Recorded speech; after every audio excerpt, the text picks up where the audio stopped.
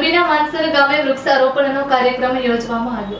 સમગ્ર વિશ્વમાં તાપમાન વધી રહ્યું છે અને લાખો વૃક્ષો કપાઈ રહ્યા છે, જેના કારણે પ્રદૂષણનું પ્રમાણ વધ્યું છે તેમજ ઋતુઓમાં પણ ફેરફાર થવા લાગ્યા છે। ઉનાળો ખૂબ જ આકરો તપી રહ્યો છે, ચોમાસું અસ્તવ્યસ્ત થઈ ગયું છે।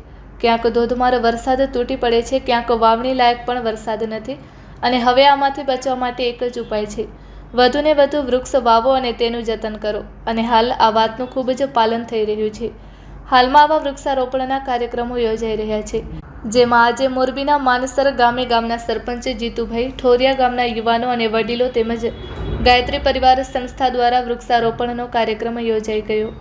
આશરે 20 વીઘામાં 700થી વધુ વૃક્ષો વાવવામાં આવ્યા છે। આ 20 વીઘા જમીનમાં ફરતી કાંટાળી તારવાળી ફેન્સિંગ વાડ કરીને વૃક્ષોનું વાવેતર કરવામાં આવ્યું છે, જેમાં ફળ અને આરોગ્યના વૃક્ષોનો પણ સમાવેશ થાય છે। માનસર ગામેથી આ કરવામાં આવેલા વૃક્ષારોપણ માટે પિયત માટે નદીમાંથી પાઇપલાઇન નાખીને ઠોરિયા વટે પાણીની વ્યવસ્થા કરવામાં આવી છે, તેવું સરપંચ જીતુભાઈ ઠોરિયાએ જણાવ્યું છે। એકંદરે લોકોમાં જાગૃતિ આવી છે, વૃક્ષોનું મૂલ્ય સમજાયું છે અને હાલમાં ઘણા સ્થળોએ વૃક્ષોનું વાવેતર થઈ રહ્યું છે અને તેનું જતન પણ થઈ રહ્યું છે। Report by Shrikant Patel, Kutch care news, Morbi.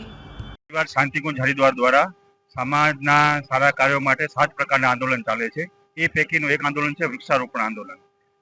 Morbi જિલ્લાની અંદર ગાયત્રી પરિવાર ટ્રસ્ટ, ગાયત્રી ચેતના કેન્દ્ર મોરબી દ્વારા માનસર ગામની અંદર જમીન જે સરપંચના સહયોગથી નક્કી કરવામાં આવી તે જગ્યાએ બાઉન્ડ્રી બનાવવામાં આવેલી છે। ગાયત્રી પરિવાર તરફથી વૃક્ષોના રોપા પૂરા પાડવામાં આવેલા છે, તેમજ ગાયત્રી પરિવારના સહયોગી અને ગામના બધા લોકો દ્વારા આજે મોટા પાયે વૃક્ષારોપણ કરવામાં આવેલું છે।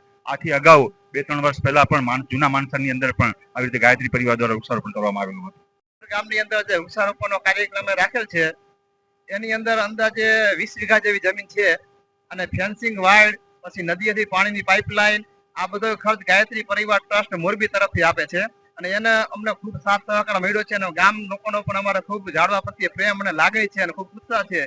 એના સહયોગથી અમે ગયા વર્ષે પણ ઝાડવા વાવેલા હતા જૂના માનસરમાં અને આ વર્ષે અમે 20 વીઘાની અંદર વૃક્ષારોપણ કરીએ છીએ।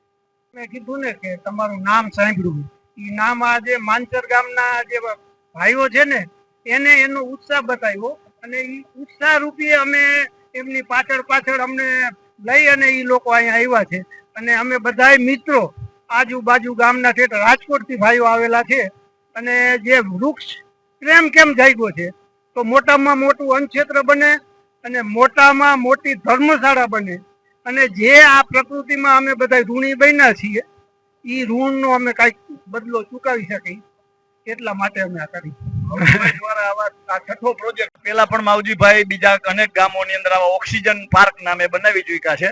મંગાવડી છે, ખંભાળા છે, મોરબી છે, ભૂતકોટડા છે, કલ્યાણપર છે।